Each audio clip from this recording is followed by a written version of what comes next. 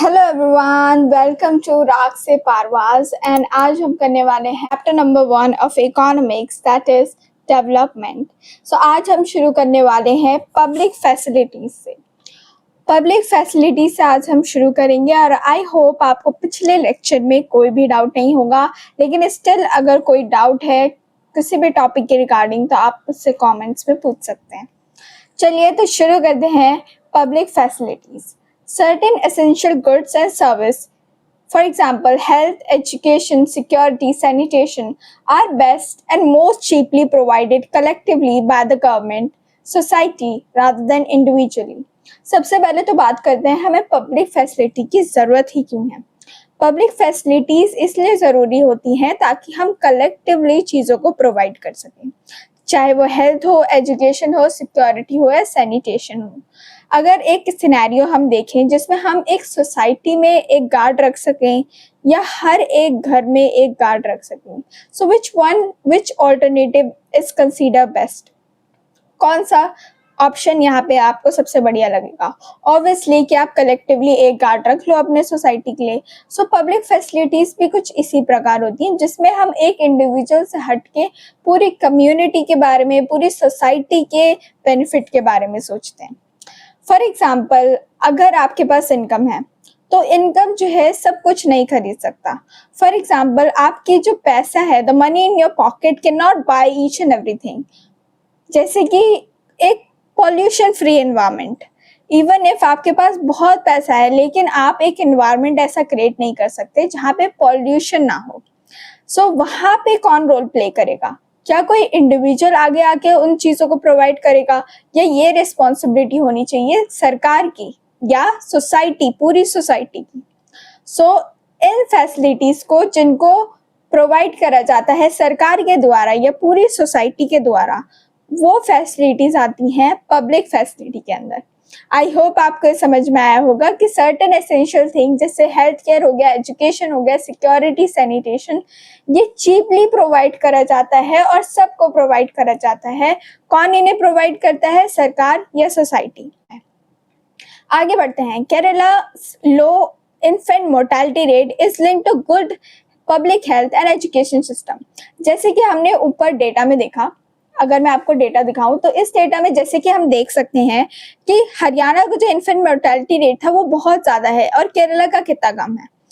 Even हमने देखा कि हरियाणा की इनकम बहुत ज़्यादा है पर कैपिटा इनकम, और केरला की उससे कम है, लेकिन इनकम होने से ये एश्योरिटी नहीं मिलती कि आप बाकी चीज़ में भी वेल परफॉर्म करेंगे। सो डेवलपमेंट को मेजर करने के लिए काफ़ी सारी चीज़ें जो है हमें ध्यान में रखनी पड़ती हैं। सो यहाँ पे अगर हम पब्लिक फैसिलिटीज़ में वापस आए तो हम देखेंगे कि Kerala's low IMR is linked to good public health and education system. I hope आपको ये लाइनअप समझ में आई होगी कि क्यों वहाँ का इन्फेंट मोर्टेलिटी रेट क्यों कम है, क्योंकि वहाँ का जो पब्लिक हेल्थ सिस्टम है और वहाँ का जो एजुकेशन सिस्टम है वो बहुत ज़्यादा अच्छा है। पब्लिक हेल्थ फैसिलिटी, चाहे वो एजुकेशन हो, चाहे वो पब्लिक डिस्ट्रीब्यूशन सिस्टम हो, वो सारा ही वहाँ पे बहुत बढ़िया है, जिस वजह से वहाँ जो है माल न्यूट्रिशन और हंगर जैसी प्रॉब्लम काफ़ी हद तक कम हो जाती है। Some states also benefit from a well functioning public distribution system. बहुत सारे स्टेट जो है अच्छा परफॉर्म कर सकते हैं और अच्छी अपनी परफॉर्मेंस को इम्प्रूव कर सकते हैं अगर वो अपना पब्लिक डिस्ट्रीब्यूशन सिस्टम अच्छा करें, क्योंकि ज़्यादातर स्टेट्स में, स्पेशली अगर आप इंडिया का रिकॉर्ड देखोगे तो ज़्यादातर स्टेट में आपको प्रॉब्लम देखने को मिलेगी, माल न्यूट्रिशन, हंगर और हाई स्टंटिंग रेट, जिस वजह से जो है स्टूडेंट्स बेटर परफॉर्म नहीं कर पाते, बच्चे जो है वो अपने हेल्दी लाइफ नहीं जी पाते, ज़्यादातर टाइम वो बीमार रहते हैं।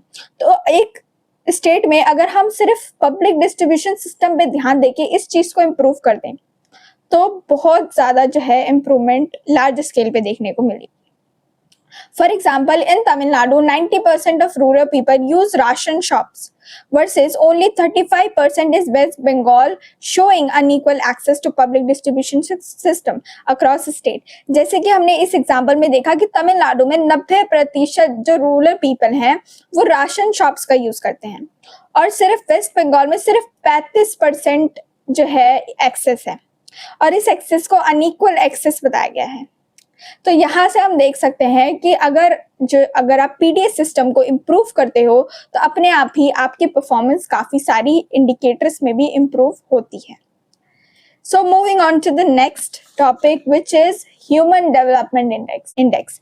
आपको बहुत जो है इसके बारे में आपको सुनने को मिला होगा कि HDI रैंकिंग इंडिया की कितनी है, क्या इंडिया आगे है या पीछे है, या अपनी नेबर कंट्रीज से हम कैसा परफॉर्म कर रहे हैं, so on and so forth. सो आज देखते हैं, आज इस चीज़ को गहराई से समझते हैं कि ह्यूमन डेवलपमेंट रिपोर्ट क्या होता है और ये हमारे लिए जानना क्यों ज़रूरी है। Because income alone is inadequate to measure development. अब जैसे कि हमने देखा, इतनी डिस्कशन हो रही है, आपको इतना तो पता चल गया होगा कि इनकम जो है वो सफिशिएंट नहीं है डेवलपमेंट के लिए। There are lot of other factor which play a key role when it comes to development. So the human development report और द HDR, जिसे यहाँ पे शॉर्ट में कहा गया है, published by UNDP, United Nation development program. कौन publish करता है इसे? UNDP करता है। Compares country using a combination of. So यहाँ इनकम को तो ध्यान में लिया ही जाता है, लेकिन साथ साथ और भी फैक्टर्स को ध्यान में लिया जाता है जो कि एक पर्सन, एक इंडिविजुअल के लाइफ में महत्व यानी सिग्निफिकेंस रखता है। सो पहला है एजुकेशन लेवल। इसमें एजुकेशन लेवल में देखा जाता है मीन ईयर्स ऑफ स्कूलिंग, कि एक व्यक्ति जो है अपने पूरे लाइफ में कितना लगभग जो है ऑन एन एवरेज स्कूलिंग लेता है। हेल्थ स्टेटस, हेल्थ स्टेटस में हम देखते हैं life expectancy at birth. Life expectancy at birth का मतलब होता है यानी कितनी उसकी लाइफ है, the average expected life at birth. Next है per capita income. Per capita income में हम ग्रॉस नेशनल इनकम और purchasing power parity in dollars लेते हैं। सो इसको जब हम यहाँ पे डेटा में समझेंगे तो हम इसको क्लियरली वहाँ पे अंडरस्टैंड कर सकते हैं।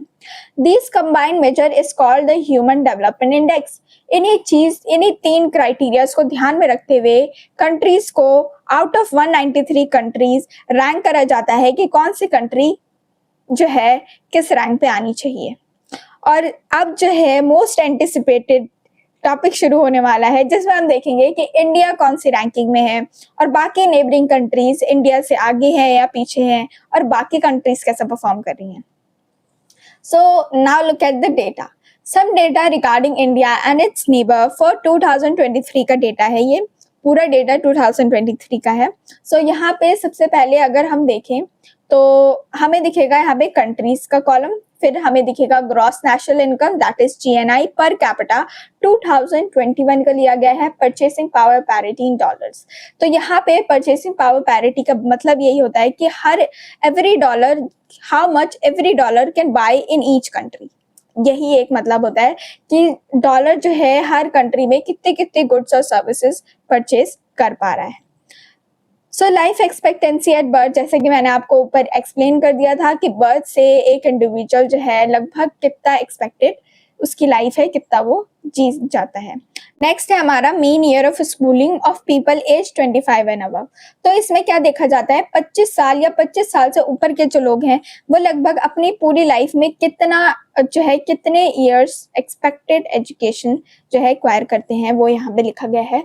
और फिर हमने देखने को मिलता है HDI इंडेक्स और HDI rank of the world 2021-22 का डेटा है, जहाँ पे हम आउट ऑफ 193 कंट्रीज यहाँ पे देखते हैं कि अलग अलग कंट्रीज की क्या रैंकिंग है।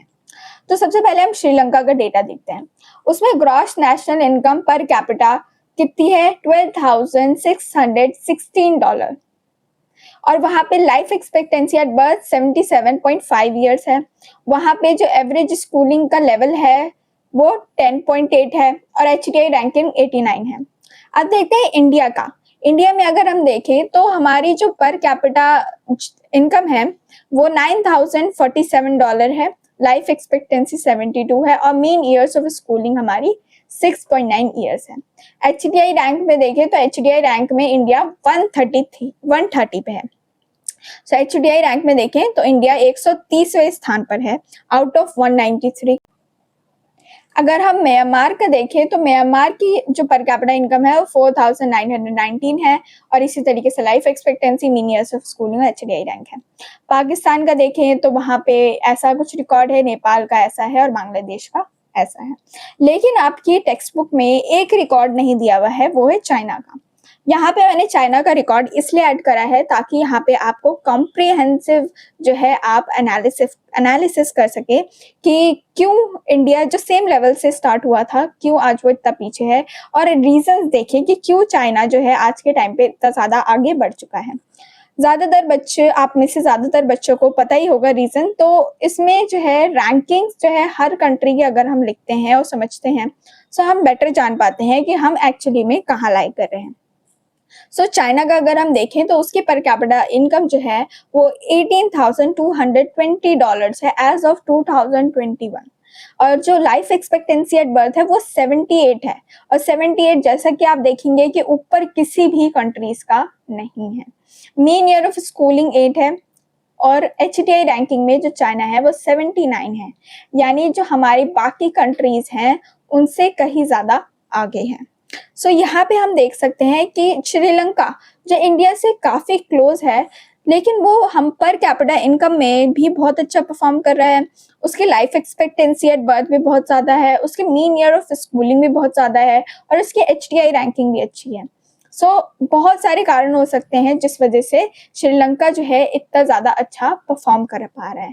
और अगर हम बांग्लादेश का रिकॉर्ड देखें तो उसमें भी इंडिया से कंपेयर में थोड़ा कम जो है इनका पर कैपिटा इनकम है, लेकिन इनकी life expectancy at birth India से ज़्यादा है, और मीन ईयर ऑफ स्कूलिंग 6.8 है कि वो इंडिया से एक रैंक आगे है। तो यहाँ पे हम देख सकते हैं अलग अलग कंट्रीज का डेटा, लेकिन जो कंट्रीज जहाँ पे हमें सबसे ज़्यादा फोकस करना चाहिए वो है श्रीलंका जैसी कंट्रीज और बांग्लादेश जैसी कंट्री जो कि HDI में काफ़ी अच्छा परफॉर्म कर रही हैं। इसका मतलब कि सिर्फ जो है इनकम, पर कैपिटा इनकम पे ही हमें फोकस नहीं करना चाहिए, बहुत सारे अदर इंडिकेटर्स भी होते हैं जो कि एक रोल प्ले करते हैं कि एक इंसान के लिए डेवलपमेंट क्या होगा। यहाँ पे डेवलपमेंट जो है, यहाँ तक के डिस्कशन में आपको इतना तो समझ में आ गया होगा कि डेवलपमेंट कहा जाता है कि एक कंट्री में एक इंडिविजुअल का स्टेटस क्या है, क्या उसे एक अच्छा स्वास्थ्य मिल पा रहा है, क्या उसकी इनकम एडिक्वेट है कि वो सारी जो नेसेसरी चीज़ें हैं उसे अफोर्ड कर पाए, क्या उसकी लाइफ एक्सपेक्टेंसी ज़्यादा है या कम है। लाइफ एक्सपेक्टेंसी डिपेंड करता है कि हम जो है कितने स्ट्रेस लेवल पे रह रहे हैं, कैसा परफॉर्म कर रहे हैं। मीन ईयर्स ऑफ स्कूलिंग बताता है कि वहाँ का एजुकेशन सिस्टम कैसा है, और ओवरऑल HDI रैंकिंग हमें ओवरव्यू दे देता है कि उस कंट्री में अलग अलग इंडिकेटर्स कैसा परफॉर्म करते हैं। आई होप आपको HDI रैंकिंग बहुत अच्छे से समझ में आई होगी। आई होप स्टूडेंट्स आपको सभी चीज़ें समझ में आ रही होंगी। आप एक थम्स अप डाल सकते हैं कमेंट्स में ताकि मुझे भी लगे कि आप यहाँ तक पहुँचे और आपने कुछ मेहनत करी है। चलिए अब बात करते हैं कुछ नोटवर्दी और इम्पॉर्टेंट एनालिसिस के बारे में जो हमने इस टेबल से पता लगाया है। देख सकते हैं हम कि Sri Lanka despite being a very smaller economy, India देखिए कितनी ज़्यादा पॉपुलेशन है, कितनी बड़ी इकोनॉमी है, लेकिन फिर भी श्रीलंका जैसा छोटा देश इंडिया से HDI रैंकिंग में कहीं आगे है। Nepal and Bangladesh have lower per capita income than India but higher life expectancy. ऐसा क्यों है कि वहाँ की लाइफ एक्सपेक्टेंसी ज़्यादा है? क्या पता वहाँ पे जो लोग हैं वो स्ट्रेस फ्री रहते हो। There are lot of reason जिसमें हम कह सकते हैं कि जो लाइफ एक्सपेक्टेंसी है वो डिपेंड करती है। नेक्स्ट देखिए, they show that income is important but inadequate alone to जज डेवलपमेंट। हमने देखा कि इनकम तो ज़रूरी है, इनकम के बिना तो आप कुछ अफोर्ड ही नहीं कर पाएंगे, लेकिन इनकम जो है सिर्फ अकेले यूज़ करना ये जज करने के लिए कि एक व्यक्ति डेवलप है या नहीं, ये गलत हो सकता है। इनकम के साथ साथ हमें हेल्थ, एजुकेशन, इन सभी चीज़ों पे भी ध्यान देना चाहिए। और मैं आपसे ये पूछना चाहती हूँ कि क्या डेवलपमेंट जो है वो एक कंट्री का स्टेटस नहीं बताता? जो यहाँ पे ह्यूमन डेवलपमेंट इंडेक्स है जिसमें जो शब्द ह्यूमन है, ये जो है ये हमें बताता है कि जो डेवलपमेंट है वो एक व्यक्ति के साथ क्या हो रहा है उसके बारे में बताता है बेसिकली। यहाँ पे आई होप आपको ये पूरी HDI समझ में आई होगी। और एंड में मैं आपसे यही पूछना चाहूँगी कि आपको क्या लगता है कि इसमें एजुकेशन, हेल्थ और इनकम के अलावा और क्या इंडिकेटर्स ऐड करनी चाहिए जिससे HDI रैंकिंग को और इम्प्रूव करा जा सके। So let's move on to the next section and which will going to be last section of this entire chapter. उसके बाद आप इस चैप्टर में प्रो हो जाओगे, ये मेरी गारंटी है। नेक्स्ट टॉपिक की हम बात करते हैं सस्टेनेबिलिटी ऑफ डेवलपमेंट। आप सस्टेनेबल शब्द से आप क्या समझते हैं? प्लीज़ मुझे कमेंट्स में ज़रूर बताएं। हाँ, बिल्कुल सही समझा आपने। सस्टेनेबिलिटी वो होती है जिसमें हम आज की ज़रूरतों को तो पूरा करते ही हैं, लेकिन साथ-साथ हम आने वाली जनरेशन की ज़रूरतों का भी ध्यान रखते हैं। ऐसा नहीं करना कि आज ही सारे रिसोर्स खत्म कर देना है। हाँ जी, आज हमें डेवलपमेंट करना है तो आज हम इतना यूज़ कर लेते हैं, आने वाले लोगों के लिए सोचना ही नहीं है, तो ये सस्टेनेबल डेवलपमेंट नहीं होता। हमें हर डेवलपमेंट गोल या पॉलिसी बनाने से पहले ये ज़रूर देखना चाहिए कि वो जो गोल है, वो आइडिया या प्रोजेक्ट क्या वो सस्टेनेबल है? क्या वो जो है हमारे बायोडाइवर्सिटी को नुकसान तो नहीं कर रहा? So there are multiple question जो कि हम पूछ सकते हैं। Development achieve today should not compromise the ability of future generation to meet their own needs. आज जो विकास हो रहा है वो लोगों आने वाली फ्यूचर जनरेशन के नीड्स को कॉम्प्रोमाइज नहीं करना चाहिए। सीन्स ठीक है, तो development achieve today should not compromise the ability of future generation to meet their own needs. आज जो विकास हो रहा है वो ऐसा नहीं होना चाहिए कि आने वाली जनरेशन की नीड्स पे हम कॉम्प्रोमाइज कर रहे हैं। Since the second half of the 20th century, scientists have warned that current patterns and level of development may not be sustainable। आज के टाइम पे जो विकास हो रहा है वो ऐसा विकास नहीं है जिसे हम सस्टेनेबल मान सकते हैं, क्योंकि ज़्यादातर जगह आप ये देखोगे कि टावर्स ज़्यादा से ज़्यादा हो रहे हैं, ज़्यादा से ज़्यादा इंडस्ट्रीज बन रही है। तो यहाँ पे कैसे बन रही हैं? वो जो जगह आ रही है वो वहाँ की बायोडाइवर्सिटी, वहाँ की कम्युनिटी को हटा कर आ रही है। तो जिस वजह से ज़्यादातर जो गोल्स होते हैं वो आज के टाइम पे सस्टेनेबल नहीं है। इसलिए साइंटिस्ट जो है बार बार वार्निंग कर रहे हैं कि हमें जो है इस चीज़ पे भी और ध्यान देने की ज़रूरत है। यहाँ पे मैंने एक कोट लिखा है that we have not inherited the world from our forefather, we have borrowed it from our children. तो आप इसको भी साइट कर सकते हैं अपने आंसर्स में, अपने आंसर्स को और अट्रैक्टिव बनाने के लिए। नेक्स्ट हम देखते हैं ground water over use in India, और उसके बाद हम देखेंगे exhaustion of non renewable resource crude oil के बारे में। तो सबसे पहले हम देखते हैं ग्राउंड वाटर ओवर यूज कैसे हो रहा है भारत में। Ground water is a renewable resource replenished by nature, यानी इसकी जो पूर्ति है वो वापस से हो जाती है। ठीक है, रेन से हो जाती है, वो वापस से जो है वो रिसोर्स जो है वो नेचर में आ जाता है। But can still be over use if extraction exceed the replenishment. अगर बारिश से ज़्यादा, अगर रिप्लेनिशमेंट रेट से ज़्यादा हमारा यूजेज रेट है तो ऑब्वियस सी बात है ये रिसोर्स भी एक ना एक दिन खतरे में आ जाएगा। About 300 districts have reported groundwater level decline of over 4 meter in the past 20 years। 300 district, ये भारत का रिकॉर्ड है कि यहाँ पे जो 300 डिस्ट्रिक्ट है वहाँ पे पिछले 20 सालों में 4 मीटर से भी नीचे ग्राउंड वाटर लेवल जा चुका है। सो यहाँ पे ग्राउंड वाटर क्यों इतना खर्च हो रहा है? सो यहाँ पे जो आप एग्रीकल्चर रिच एरिया देखोगे जैसे पंजाब और जो नॉर्दर्न एरिया रहता है वहाँ पे ज़्यादातर जो है ग्राउंड वाटर का यूज़ करा जाता है, जिस वजह से ग्राउंड वाटर टेबल जो है साल दर साल कम हो रहे हैं।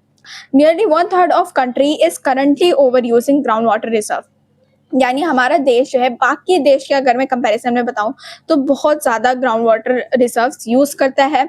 इसके बहुत सारे कारण हो सकते हैं, क्योंकि इन पे सब्सिडीज भी मिलती हैं, जिस वजह से इस चीज़ को ओवर यूटिलाइज करा जा रहा है। अब प्रोजेक्शन क्या है? In another 25 years 60% of country could be over using ground water at present rate.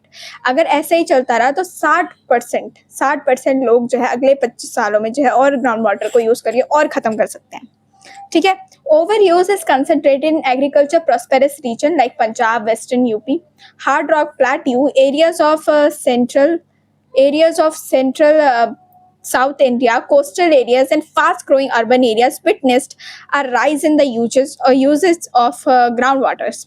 So यहाँ पे हमें ये देखने की ज़रूरत है कि ऐसी कौन सी पॉलिसीज बनाई जाएं ताकि हम इसके ओवर यूज़ को मिनिमाइज कर सकें। So this is like one of the thing जहाँ पे हमें कंसर्न होने की ज़रूरत है। ठीक है, नेक्स्ट आता है आपका exhaustion of non renewable resource crude oil. Crude oil जो है one of the most important thing है। क्रूड ऑयल होता क्या है? जो इतना कॉन्फ्लिक्ट चल रहा था मिडल ईस्ट और अमेरिका के बीच, जो हम इतना देख रहे थे, इतना वॉर चल रहा था, तो इसमें हमें कहीं ना कहीं शॉर्टेज ऑफ क्रूड ऑयल देखने को मिली है ना। हमारे पास सप्लायर्स कम हो गए थे क्रूड ऑयल के। तो क्रूड ऑयल होता क्या है, क्यों ये इतना ज़रूरी है, क्यों ये एग्जॉस्ट होता जा रहा है? सो क्रूड ऑयल बेसिकली एक रॉ मटेरियल होता है जिससे हम बाकी फ्यूल्स निकालते हैं। क्रूड ऑयल को इंपोर्ट करा जाता है भारत में और इसको रिफाइनरीज में जो है प्रोसेस करके डिफरेंट चीज़ें ड्राइव करी जाती हैं, जैसे गैसोलीन, डीजल एक्सेट्रा।